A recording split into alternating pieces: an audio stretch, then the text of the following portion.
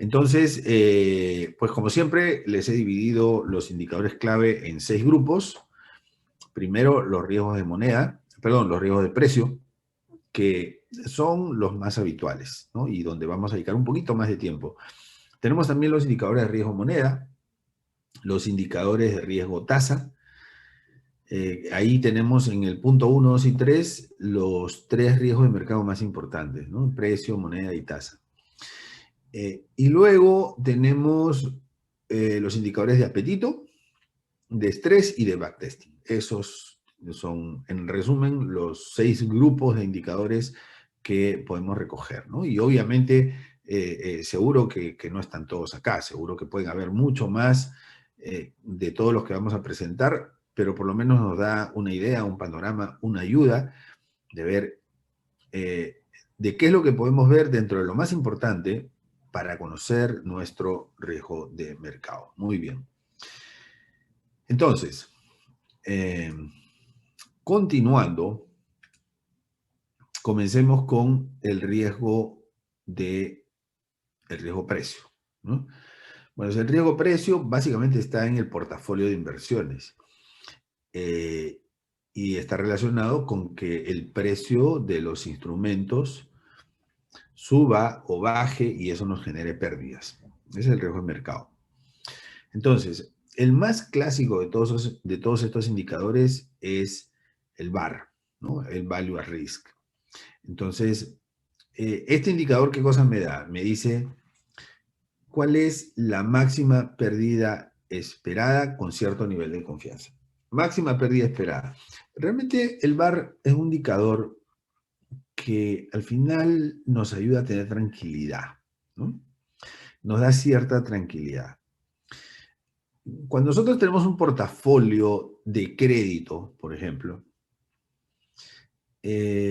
no esperamos cambios abruptos. Que los clientes se pueden deteriorar, sí, pero normalmente no se deterioran tan abruptamente, ¿no?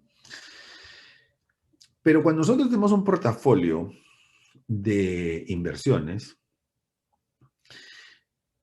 y en la medida que tengamos un poco más de renta variable, ese portafolio sí puede tener grandes cambios de manera abrupta, o sea, de un día para otro. Entonces, ahí es particularmente más importante, o sea, para un gestor de fondos, por ejemplo, que gestiona fondos por solicitud de sus clientes en renta variable o con más énfasis en renta variable. Entonces, en renta variable se puede perder 5% en un día, ¿no? Imagínense nosotros en la cartera de crédito, perder un 5%, o sea, estamos graves, ¿no? O sea, 5% en un día, imagínate, ¿no? En riesgo de crédito eso no pasa. Pero en riesgo de mercado puede pasar. Entonces, muchos de nosotros nos preguntamos, oye, espera, ¿cuál es el riesgo que estamos asumiendo acá? ¿Cuánto podríamos perder, ¿no? Por día?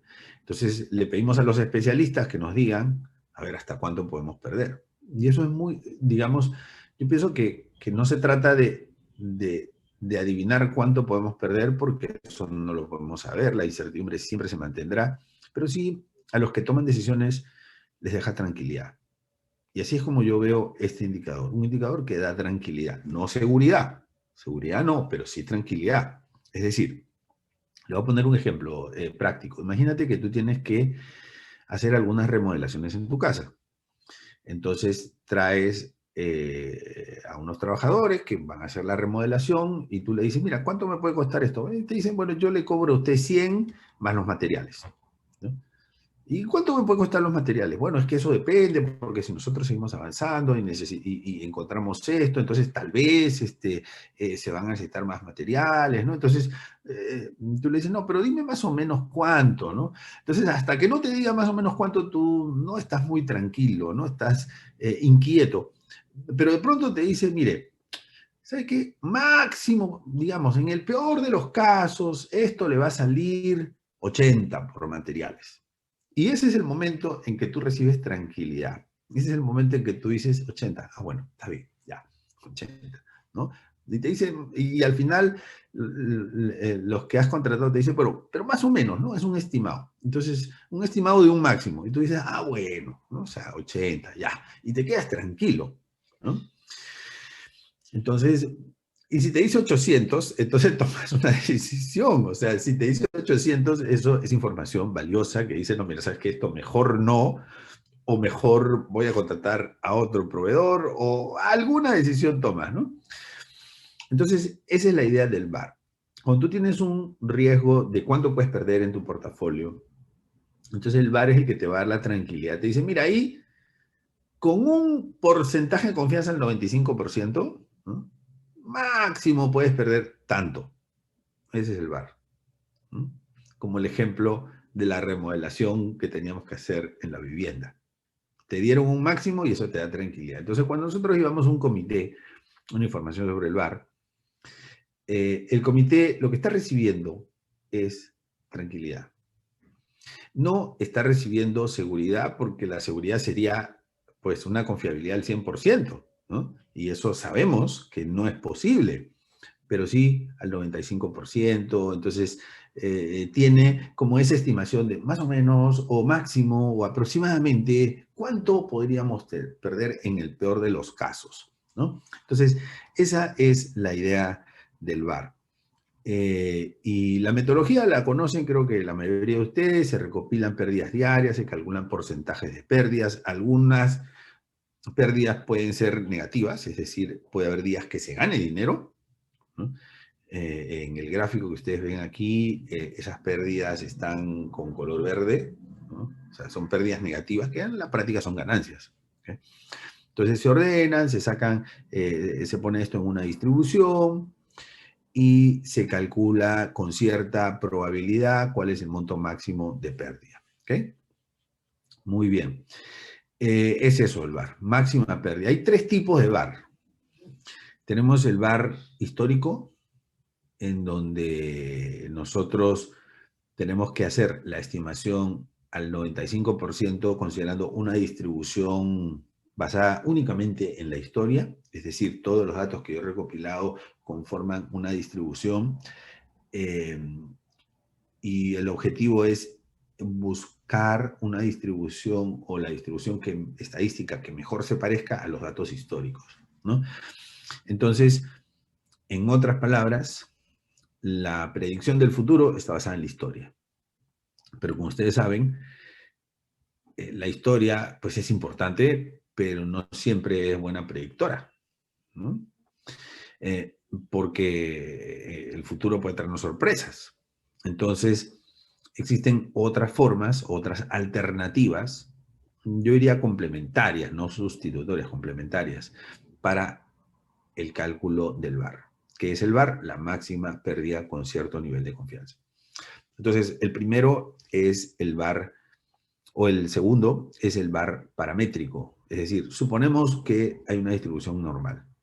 Oiga, pero la historia, sí, pero la historia tiene pocos datos, ¿no? Y entonces confiamos en que en la medida en que la información sigue creciendo o la data sigue creciendo,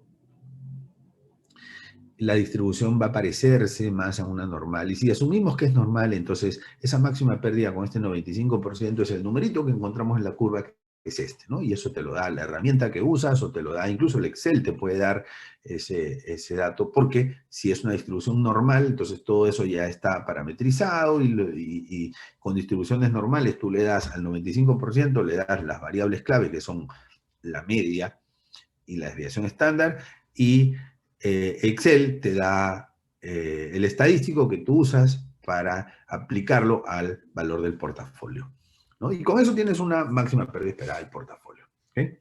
Muy bien.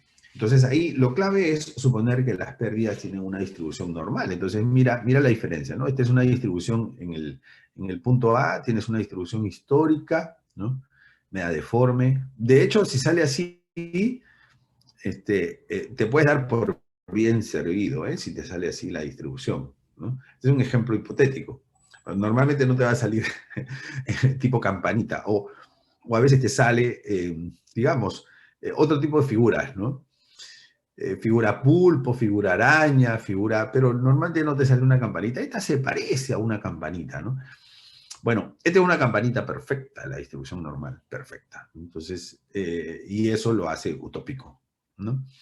Y tenemos el tercero, que es el VAR Monte Carlo, en donde se usan las pérdidas históricas, o sea, las del primer tipo, y le añadimos datos aleatorios. Datos aleatorios, ¿qué significa? Significa que usamos un software o usamos un simulador que nosotros mismos podemos hacer, en donde se generan números aleatorios. Es como si agarráramos unos dados y tiráramos los dados y empiezan a generarse números y números y números y números que no tienen explicación de dónde salen, pero se generan números. Obviamente dentro de los rangos, ¿no? Y de manera razonable, dentro de los límites que nosotros hemos establecido y para el cual se usa la información histórica. Entonces, ¿cuál es la ventaja de este VAR Monte Carlo? Que además de la información histórica tiene una data posible, una data hipotética, una data probable.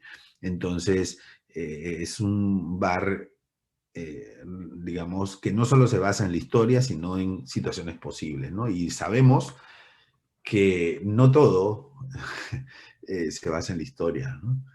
Si se basara en la historia, yo siempre pongo este ejemplo, ¿no? Si todo lo que ocurriese se basase en la historia, entonces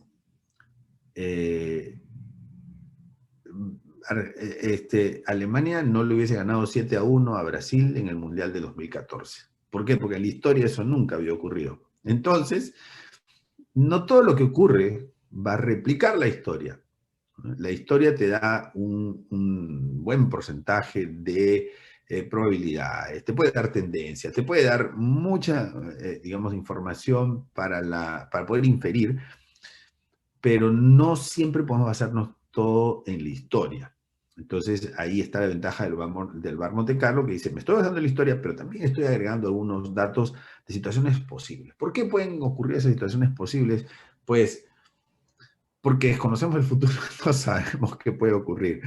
Entonces, estos son los tipos de VAR, y el VAR es indicador más clásico de riesgo de mercado. De hecho, yo en algún momento, cuando hicimos el primer bancaforo sobre los KRI, le conté la historia del VAR y la voy a resumir así brevemente. En la década de los 90, el CEO de un banco, del JP Morgan, le pidió a su equipo de trabajo, a su equipo ejecutivo, que le proporcione al final del día, es decir, a las 5 del... No, creo que había una hora de diferencia. Bueno, cerramos el día a las 5 y a las 6 a más tardar, ustedes me tienen que tener una hoja que resume todos los indicadores de riesgo del banco, ¿no? Claro, el equipo se volvió loco porque dijo, mira, pero ¿cómo puede ser posible que nos pidan en una hoja todos los indicadores de riesgo, ¿no? O sea, estamos hablando de todos los tipos de riesgo. Y a veces los equipos responden cuando son exigidos, ¿no? O sea, y el equipo creativamente diseñó el VAR. Porque ¿cómo resumes todos los riesgos de mercado en un solo indicador? ¿No? Entonces ahí crearon el VAR. Y obviamente al director general del banco le gustó ese indicador, se lo contó a sus amigos banqueros, tuvieron la gran iniciativa de divulgarlo, de promoverlo, de compartirlo, incluso metodológicamente. Esto, cuando llegó el Comité de Basilea lo consideró como una buena práctica y lo difundió. Y así nació el VAR, ¿no? El VAR nació de una locura, porque muchas cosas nacen de locuras, entre comillas, ¿no? Una locura de un director ejecutivo que dijo, quiero esto. Y exigió a su equipo, y el equipo le respondió y le puso el riesgo de mercado en un solo indicador. Ese es el VAR, ¿no? Muy bien. Entonces, también existe el CVAR o el Conditional VAR, ¿no? Entonces, ¿qué se hace? Esta es una derivación del VAR. O sea, esto no tiene mucho tiempo, ¿no? O sea, el VAR es de la década de los 90, mediados de los 90, o sea, no es un indicador como que de los más antiguos, pero todo esto ha tenido evolución. Entonces, una vez que nosotros tenemos un VAR, al 95%, al 99%, al 99,5%, al porcentaje de confianza que sea, una vez que se tiene el VAR, se saca un promedio de todos los números o las posibles pérdidas que son mayores al VAR, ¿no? Entonces es el conditional VAR. ¿Cuál es el valor esperado? Valor esperado equivale a promedio, valor esperado de todas las pérdidas superiores al VAR. ¿Okay? Bien, entonces es un número obviamente un poco mayor. ¿Y por qué se calcula este CVAR, Conditional VAR? ¿Por qué se calcula? Bueno, se calcula, ojo, también se conoce como Expected Shortfall o Tail VAR o el VAR de cola. También es como calcularle un indicador solamente a la cola que está hacia la derecha del VAR. Únicamente eso, ¿no? Promedio de todas las pérdidas mayores al VAR. Entonces, ¿por qué se calcula eso? Porque eso tiene algunas ventajas. Estadísticamente tiene una mayor ventaja respecto del VAR. Lo que hacen algunos gestores de portafolio es comparar, o sea, al final todos quieren que el VAR no sea tan alto, ¿no? Eso es como cuando yo voy a hacer la remodelación de mi casa y le digo al contratista, mira, ¿cómo puede ser? ¿Cuánto me sale esto? Máximo, máximo te puede salir 80, me dice. Ah, bueno, ¿y cómo puedo hacer para que me salga un poco menos, ¿no? Y puedo comprar este material y si en lugar de hacerlo así, lo hacemos así, y si hacemos esto, en fin, se plantean alternativas, pero al final no te olvides que siempre estamos viendo formas de reducir ese presupuesto, obviamente, ¿no? Entonces con el VAR sucede más o menos lo mismo, ¿no? O sea, el comité de riesgos o el comité de activos y pasivos, quien sea el responsable, le hace esa pregunta al gestor de portafolio, ¿no? Le dice, bueno, ¿cómo podemos reducir el VAR? ¿Qué podemos hacer para reducir el VAR? Entonces hay algunos instrumentos que por su volatilidad, por lo general es por volatilidad, algunos instrumentos que tienen un impacto mayor en el VAR, o sea que nos aumentan el VAR. Entonces son algunos instrumentos. Entonces, el gestor, sé que seguramente tiene una herramienta, dice, bueno, si yo este activo o este instrumento que me está influyendo de manera fuerte en el VAR, si yo le bajo la ponderación, es decir, si bajo el porcentaje de tenencia en este instrumento, de repente el VAR se reduce, porque voy a tener una reducción en la volatilidad global. ¿Ok?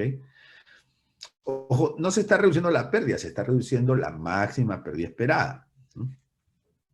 Pero eso nos da una, digamos, a los tomadores de decisiones le da una mejor sensación. Entonces, siempre se están buscando alternativas. Pero ¿qué pasa? Que no siempre esa opción tiene mucha confiabilidad. Cuando escogemos una variable, a ver qué pasa si esto la reduzco, qué pasa con el VAR. ¿Por qué? Porque el VAR tiene una estructura, y está por aquí, mira, tenemos la pérdida esperada y el peso del activo en el portafolio, tiene una estructura que se denomina no convexa, una figura de este tipo. Entonces, en algunas partes, nosotros lo que vamos a tener es que disminuye el peso del activo y disminuye la pérdida esperada. Pero vamos a tener otras partes en donde disminuye el peso del activo, o perdón, aumenta el peso del activo, ¿no? En este caso tenemos el gráfico de correlación inversa, pero podría ser una relación inversa también, y aumenta la pérdida esperada. Entonces, no queda muy claro si para reducir la pérdida esperada yo tengo que reducir o tengo que aumentar el peso del activo en el portafolio. En cambio, en el caso del CIVAR queda sumamente claro. ¿Por qué? Porque en el caso del CIVAR, miren lo que nosotros tenemos. Aquí la relación, o sea, la forma de la figura es una figura convexa y eso significa que si reduzco el activo, necesariamente ¿qué va a pasar? Se va a reducir la pérdida esperada. Reduzco el peso del activo, va a reducirse la pérdida esperada. Entonces, esa característica es bien apreciada. ¿Por qué? Porque me da un mayor grado de confiabilidad en lo que podría pasar con el VAR. Ahora, pero recordemos, el VAR es una estimación. O sea, el hecho de que reduzcamos el VAR no significa que estamos reduciendo pérdida, estamos reduciendo pérdida esperada. Pero es un instrumento de toma de decisión. ¿Okay? Entonces, por eso es que se usa este índice de extensión al VAR que se denomina conditional VAR o CVAR. Muy bien. Luego vamos a hablar de los riesgos de moneda, ¿no? Entonces, salvo Panamá, El Salvador y Ecuador, bueno, aunque ahora El Salvador ya tiene el Bitcoin como moneda legal, entonces ahora ya tienen eso un riesgo de moneda. Pero salvo Ecuador y Panamá, en donde las economías están dolarizadas, no hay una exposición sustancial a otra moneda, ¿no? Pero, por ejemplo, en Perú, donde estoy actualmente, en Perú sí tenemos una exposición a la moneda, ¿no? O sea, ¿por qué? Porque, por ejemplo, un banco tiene doble moneda, tiene activos en soles y en dólares. Y tiene pasivos en soles y en dólares, ¿no? En República Dominicana tienen activos en pesos dominicanos y en dólares, pasivos en pesos dominicanos y en dólares. Entonces, eso genera la posibilidad de pérdida.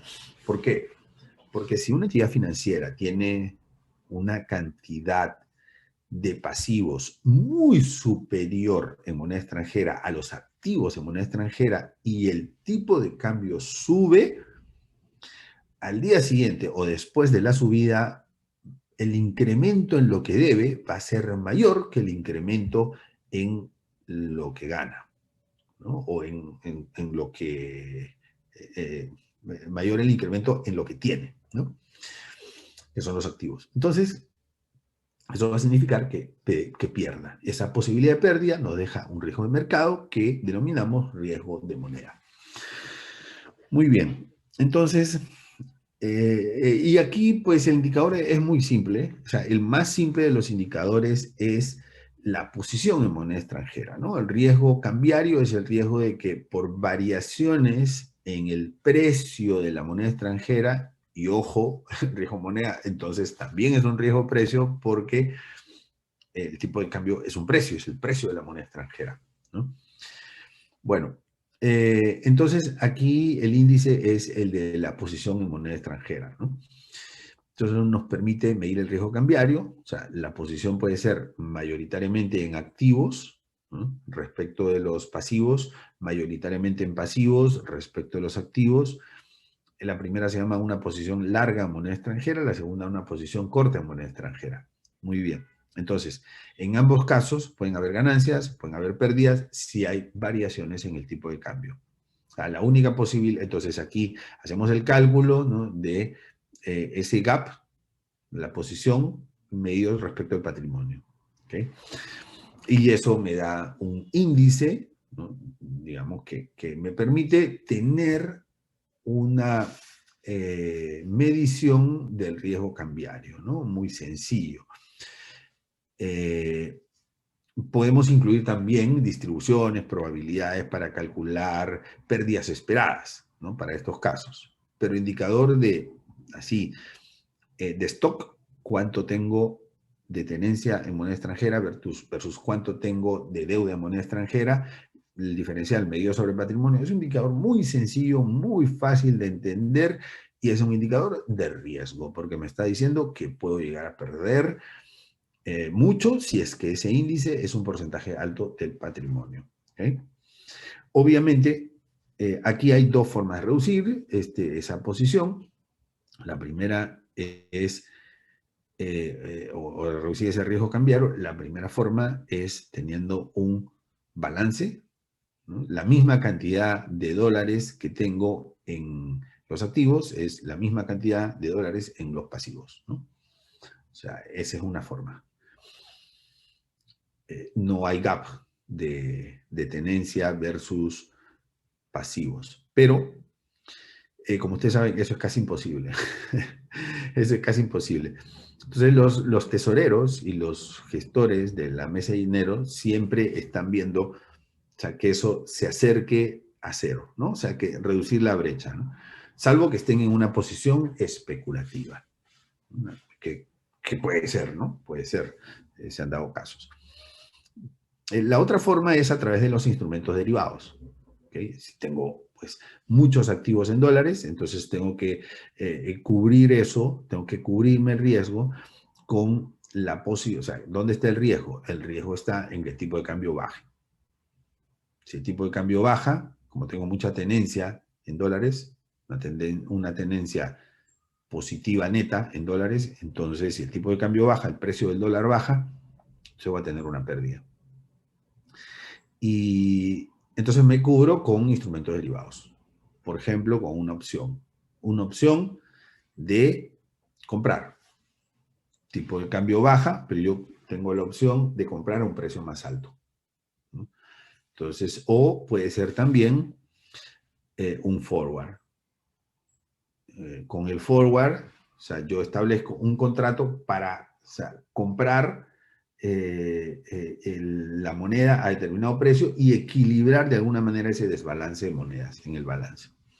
Muy bien, entonces, tenemos, y obviamente podemos calcular el ratio como porcentaje del patrimonio, ¿no?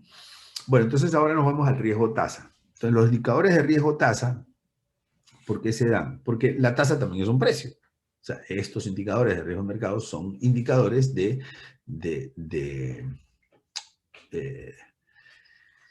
variaciones en los precios que pueden generarnos pérdida. Y la tasa es un precio. La tasa es el precio de el crédito. Esa es la tasa de interés. La tasa de interés es un indicador de precio, el precio del crédito. Eso es la tasa de interés. ¿Okay? Bien, entonces, y obviamente, ¿qué pasa si nosotros como entidad financiera tenemos compromisos de los dos lados, ¿no? De los activos y los pasivos? O sea, tenemos derechos en los activos de cobrar una tasa de interés activa, pero también tenemos compromiso de pagarle a nuestros depositantes una determinada tasa de interés eh, pasiva, ¿no? Por sus depósitos. Entonces, en ese desbalance, ¿no? ¿Qué puede suceder si imagínense, me voy a poner en los casos extremos solamente para explicar este riesgo tasa. ¿Qué pasa si una entidad financiera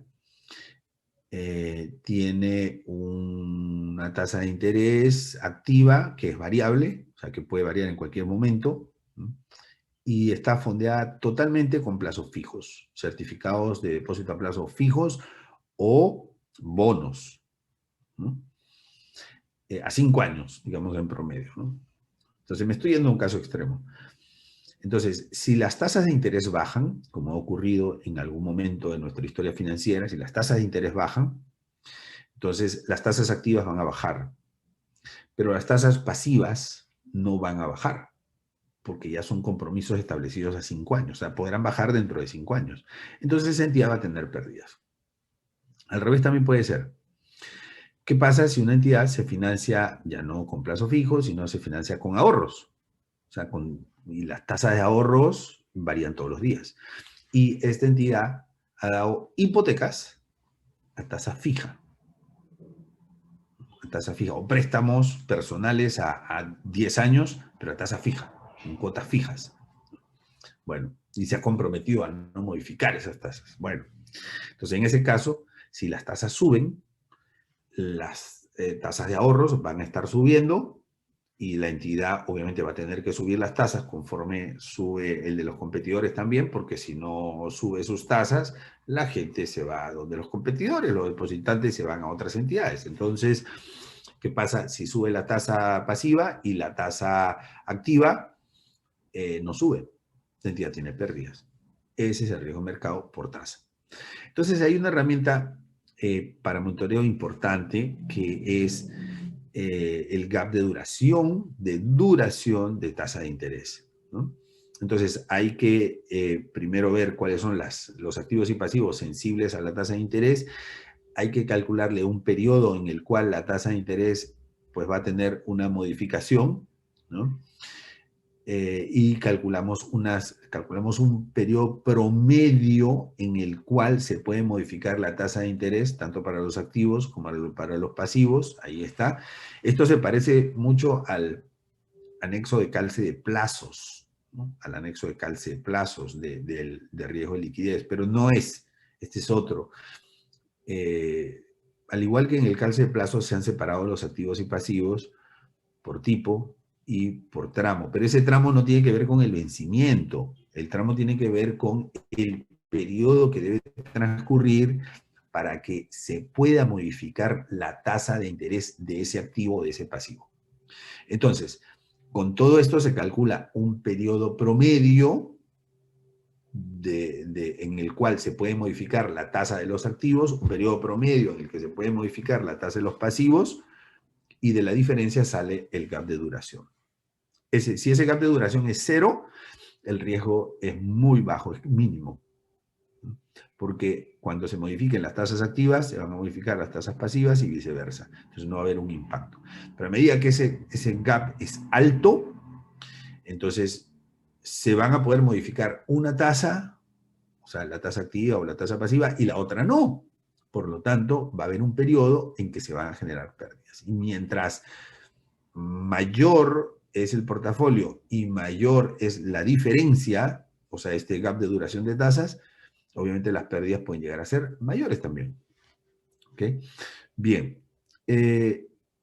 Ahora hablemos de los indicadores de apetito. Indicadores de apetito, como vimos, sabemos que toda entidad financiera tiene un perfil, que son los indicadores actuales, el apetito, que es el indicador o el nivel de riesgo que la entidad está dispuesta a asumir, la tolerancia, lo máximo que la entidad está dispuesta a asumir, la capacidad es lo que puede asumir, ¿no? Y la metodología, como lo vimos en otra presentación de Bancaforo, es primero establecer indicadores relevantes, segundo, o sea, escoger indicadores, ¿no? ¿Cuál es el indicador que me va a permitir medir el apetito? Ya, escojo. Y una vez que escojo ese indicador, le pongo umbrales, ¿no? Que son límites a los semáforos o a los colores del semáforo. De aquí a aquí es rojo, de aquí a aquí es amarillo, de aquí a aquí es verde, ¿no? Y finalmente hacerle el monitoreo de seguimiento para saber siempre en qué color estamos. Esa es la metodología, esos son los indicadores de apetito, ¿no? Entonces, al comité se le presenta, señores, estos son los colores medidos respecto del apetito. O sea, de dónde queremos estar o dónde estamos dispuestos a aceptar y dónde estamos. ¿Okay? Entonces, para esos indicadores se puede tomar varios, ¿no? Se puede tomar el VAR, se puede tomar el CIVAR, se puede tomar el de posición moneda extranjera, el de gap de duración. Hay un ratio de stop loss, ¿no? O sea, el stop loss es un porcentaje de pérdida. O el stop loss es una política en donde la entidad dice, mira, si este activo se cae 10% de su valor, yo lo vendo. Porque si se cae 10% de su valor, quiere decir que es muy probable que se esté desplomando. Y antes de que se desplome, y antes de que entre en esa caída libre, solo cuando perdió el 10%, yo salgo a vender. Y asumo una pérdida del 10%, pero no pierdo más. ¿Okay? Entonces, si el límite es 10%, habrá un porcentaje, ¿no? De cuánto el activo se está acercando a su límite de stop loss. O sea, por ejemplo, si cayó 2%, está en el 20% del límite. Entonces, este ratio de stop loss es 20%. ¿No? ¿Por qué? Porque cayó 2 de 10. 10 es el máximo que lleva a la toma de decisión de vender el activo y 2 es el indicador del día, ¿no? O del indicador del momento. Entonces, 2 de 10, 20%. Entonces, a medida que ese ratio va aumentando, 2, 5, 8, 9, se va acercando a 10, suponiendo que ese sea el límite para el stop loss, obviamente los riesgos son más altos, ¿no? Muy bien. Tenemos los indicadores de estrés. Básicamente los indicadores de estrés lo que buscan es medir los indicadores que ya conocemos, pero en situaciones severas, de impactos poco probables, ¿no? O sea, siempre el estrés tenemos que pensarlo como algo poco probable, ¿no?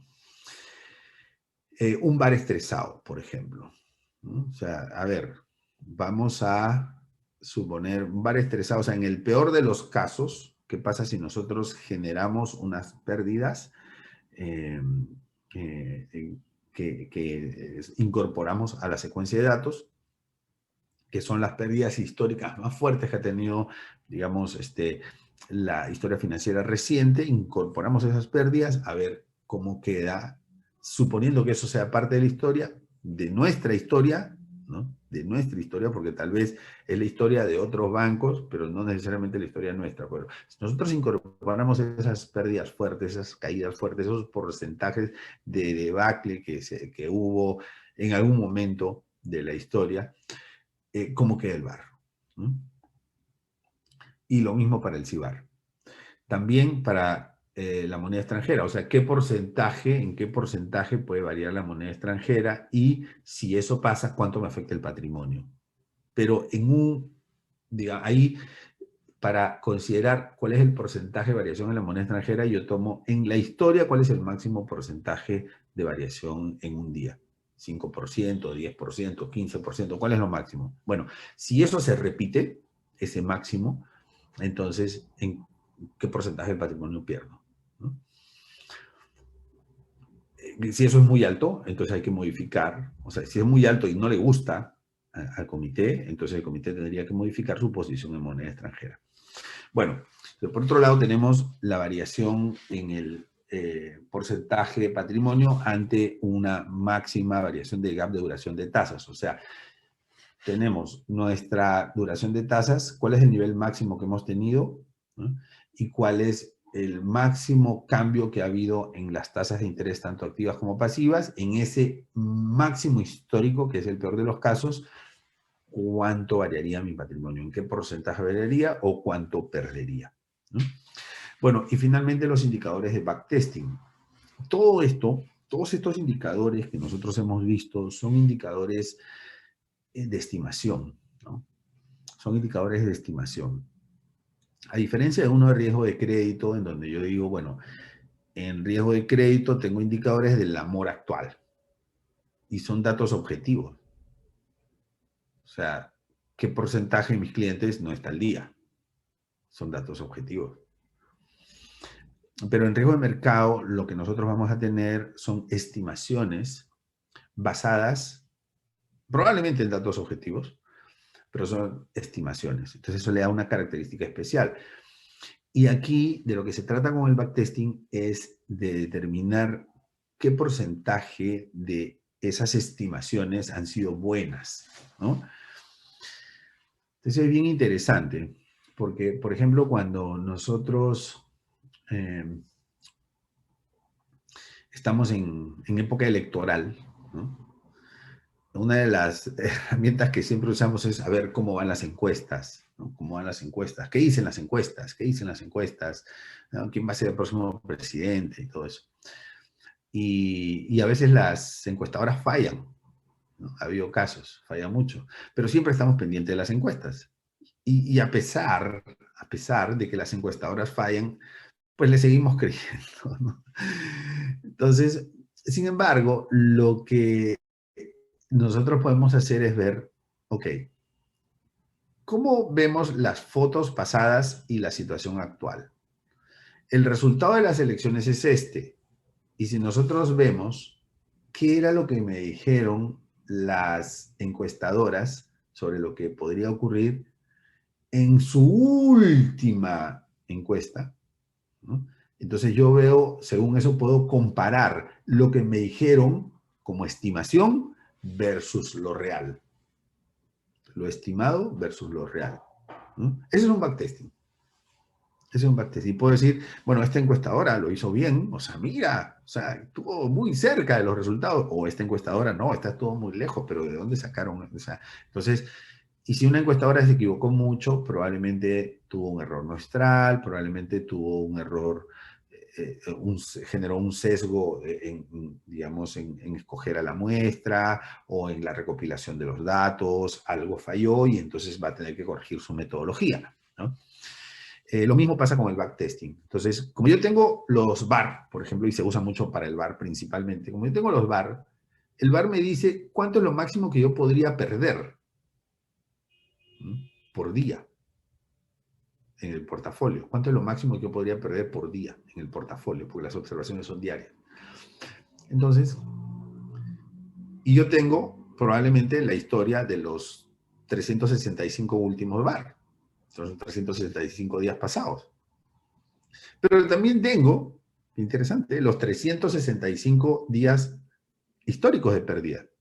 Yo puedo comparar y puedo ver qué días estuve dentro de la estimación del VAR y qué días o cuántos días la estimación del VAR se equivocó. Porque el VAR me dijo pérdida máxima de 100 y de repente ese día la pérdida fue 120, ¿no? Entonces ahí el VAR no funcionó.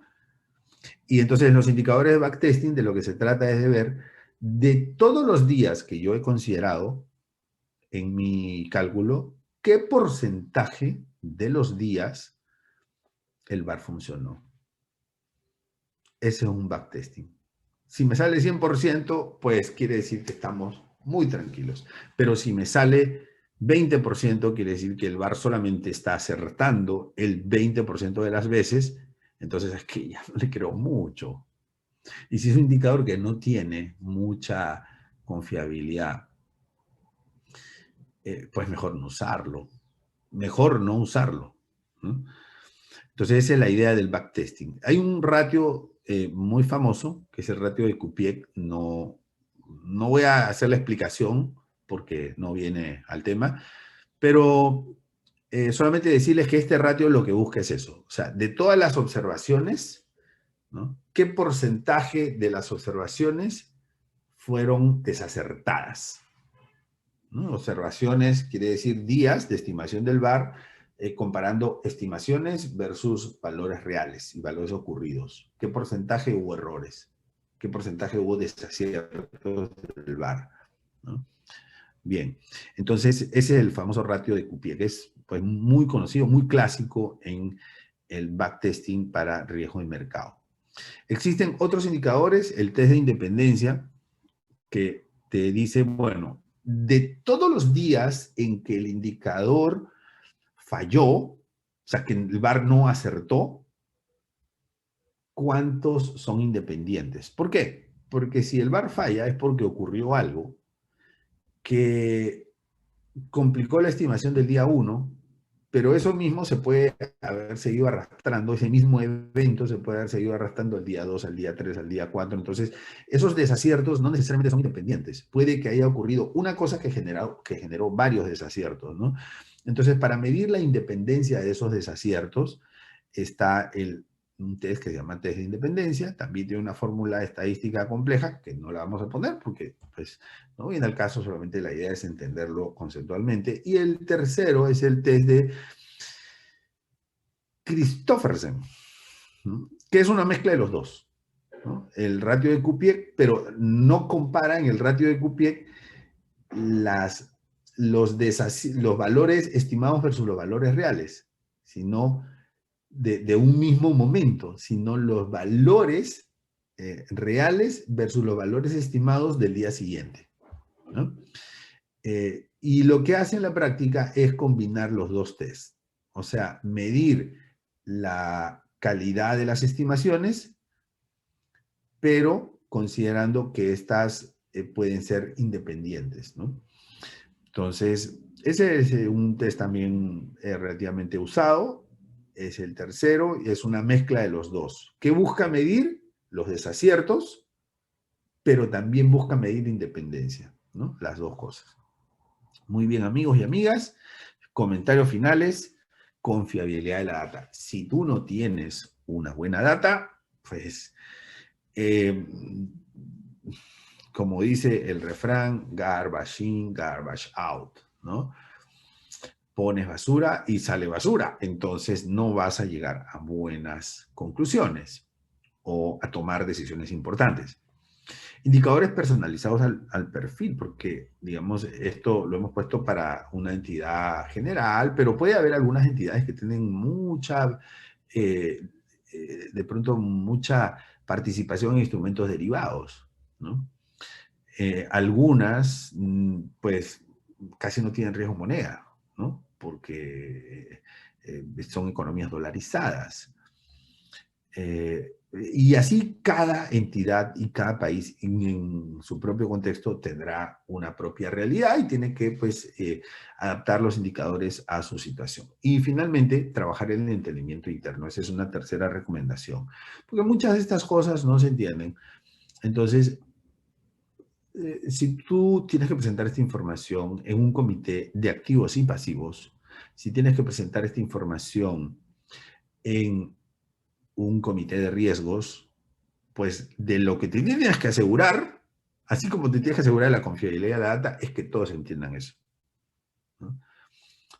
Porque está muy bien que entiendan de riesgo de crédito, está muy bien que entiendan de otros elementos, pero de qué nos sirve llevarles información si no hay un entendimiento conceptual claro a nivel de los principales tomadores de decisiones, que son los miembros del comité, que representa a la junta directiva, al consejo de administración, o de los eh, miembros de la junta de la junta directiva también, ¿no? Entonces, fundamental trabajar en el entendimiento interno. De hecho, podemos nosotros compartir este video para que ustedes también lo difundan internamente, sobre todo con personas que no son especialistas en el tema, ¿no? Porque hemos tratado de hacer una presentación sin entrar en